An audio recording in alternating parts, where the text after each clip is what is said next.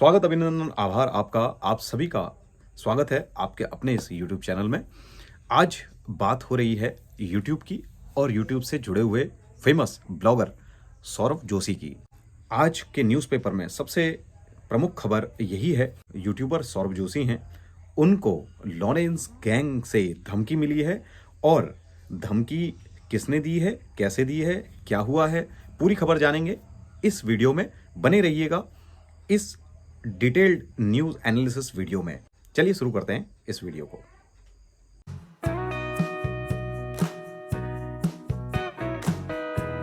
Viewers, आइए जानते हैं सबसे पहले कि मामला था क्या एक्चुअल में। देखिए, 16 नवंबर को फेमस यूट्यूबर सौरभ जोशी को एक पत्र मिलता है और वो शिकायती पत्र होता है, धमकी भरा हुआ पत्र होता है। उस पत्र में लिखा हुआ होता है, नमस्ते सौरभ जोशी, मैं करण बिश्नोई गैंग से हूँ और यह पत्र आपको महत्वपूर्ण सूचना देने के लिए भेजा जा रहा है।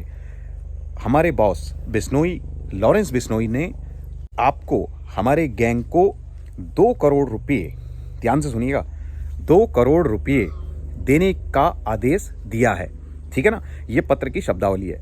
और यदि आप यह राशि नगद आपको देनी होगी, हम 5 दिनों तक का आपको समय देते हैं और 5 दिनों तक आपके जवाब का इंतजार करेंगे।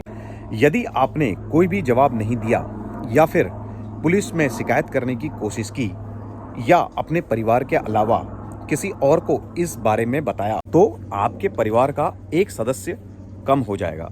यानी कि सीधे सीधे जान से मारने की धमकी यहां पर दी गई।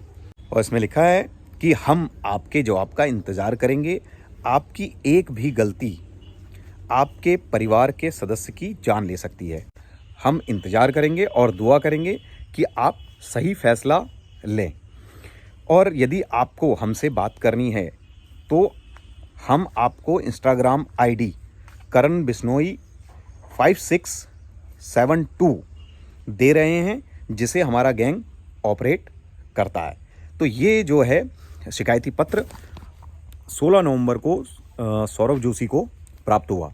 उसके बाद सौरभ जोशी ने इस मामले में बहुत ही तत्परता दिखाते हुए इस मामले की शिकायत की, प्रॉपर तरीके से इस पे इन्वेस्टिगेशन बैठी।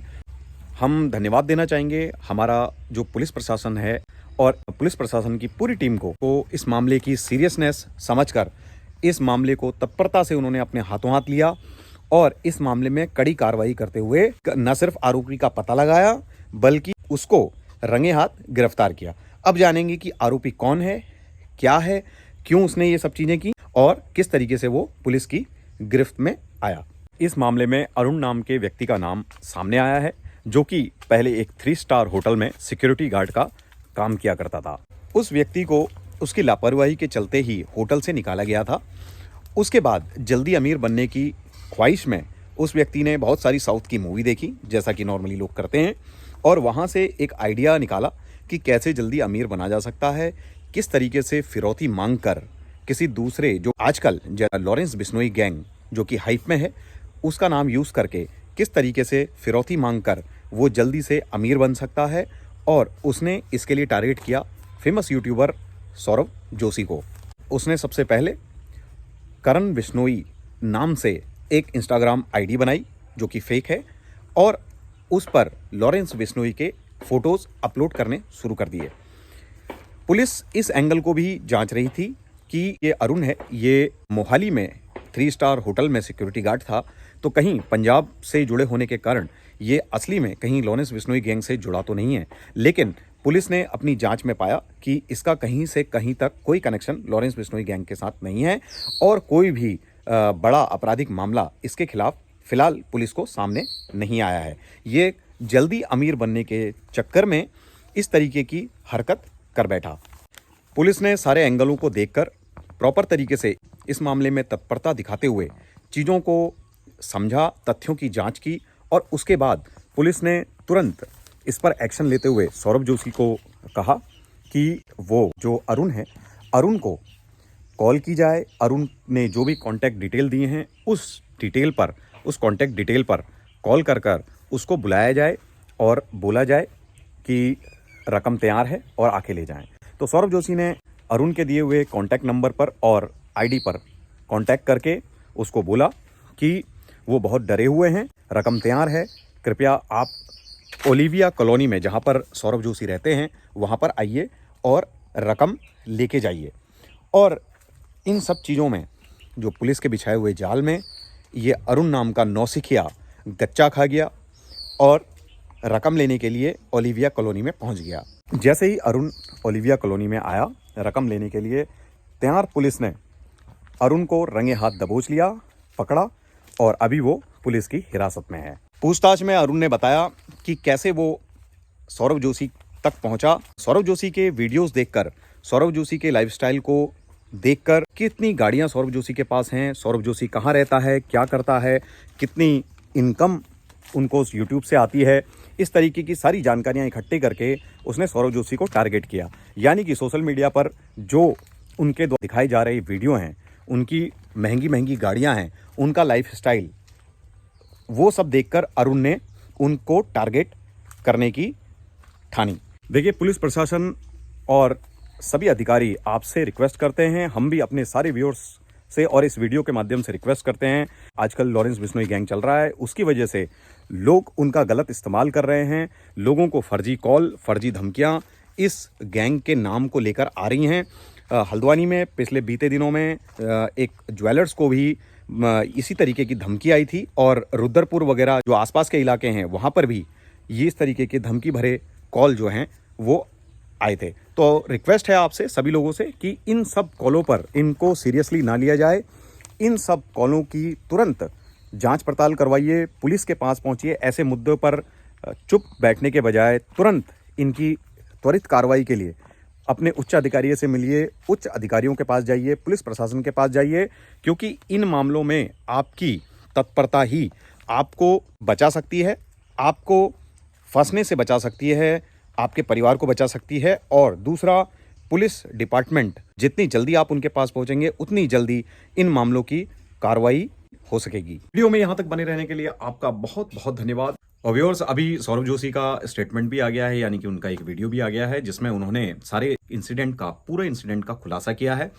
और उन्होंने जो बच्चे हैं और सभी लोग हैं उनसे रिक्वेस्ट की है कि देखिए, शॉर्टकट लेने के चक्कर में आप कहीं जेल के पीछे ना पहुंच जाएं, इस तरीके का काम ना करें और अपनी मेहनत के दम से आगे बढ़ें और चीज़ों को करें। देखिए, कोई भी सौरभ जोशी की आज की सक्सेस देख रहा है, उनके पीछे का जो हार्डवर्क है उसको देखना अक्सर लोग भूल जाते हैं।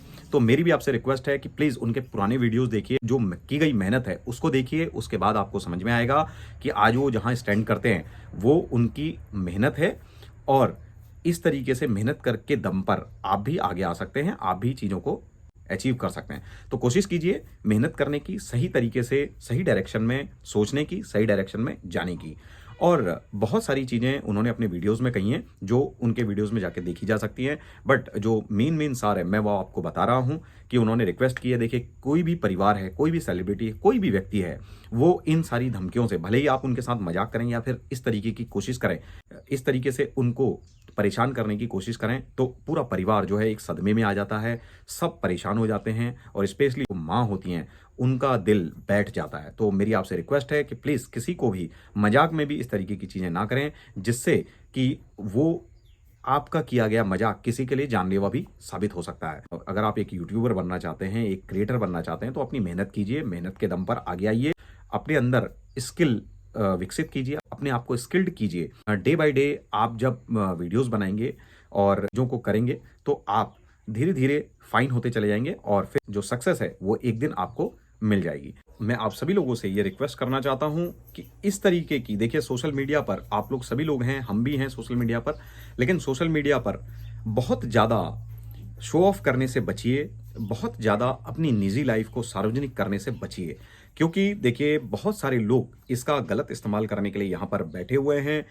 दिमाग का सही इस्तेमाल तो कम करते हैं लोग, लेकिन गलत इस्तेमाल ज़्यादा करते हैं और क्विक मनी यानी कि जल्दी से अमीर बनने के चक्कर में इस तरीके की घटनाएं दिन ब दिन बहुत ज़्यादा बढ़ती जा रही हैं। जिस तरीके से इन बड़े बड़े यूट्यूबर हैं, बड़े बड़े सेलिब्रिटीज़ हैं, उनको टारगेट किया जाता है कि ईजिली उनसे पैसे मिल जाएं और ये मामला जो है दब जाए। तो कभी भी कोई भी इस तरीके का कोई मामला होता है, कोई भी आपके संज्ञान में इस तरीके की कोई समस्या आती है या आप इस तरीके के मामलों से पीड़ित होते हैं, तो हम रिक्वेस्ट करते हैं आपसे कि इस पर चुप्पी मत साधिए, इसमें खुल के सामने आइए, जो अधिकारी हैं उनसे मिलिए। यहाँ पर पुलिस प्रशासन का मैं फिर से धन्यवाद करना चाहता हूँ, क्योंकि उन्होंने बहुत ही समझदारी से काम करते हुए इस मामले को सीक्रेट रखा और गोपनीय तरीके से इस मामले में जांच की और प्रॉपर तरीके से अपराधी को पकड़ा और उसको सलाखों के पीछे डाला। यहाँ पर देखिए, अगर ये मामला सोशल मीडिया में आ जाता या फिर न्यूज़ के माध्यम से आप तक पहुँच जाता पहले, तो फिर अपराधी को पकड़ना बहुत मुश्किल हो जाता, क्योंकि अपराधी जो है सतर्क हो जाता और पल-पल पर उसको खबरें मिलती जाती और वो उस तरीके से अपनी लोकेशन बदलता, स्टेप बदलता। तो मैं यहाँ पर एक चीज़ और रिक्वेस्ट करना चाहूँगा कि कुछ मामलों में जो है मीडिया का रोल और जो हम सोशल मीडिया में हैं, उनका रोल बहुत महत्वपूर्ण हो जाता है। कुछ जानकारियाँ जो गोपनीय जानकारियाँ हैं, उनको उजागर ना करने के लिए मैं आपसे रिक्वेस्ट करूँगा कि उन जो जानकारियाँ हैं, गोपनीय जानकारियाँ हैं, उनको उजागर नहीं करना चाहिए।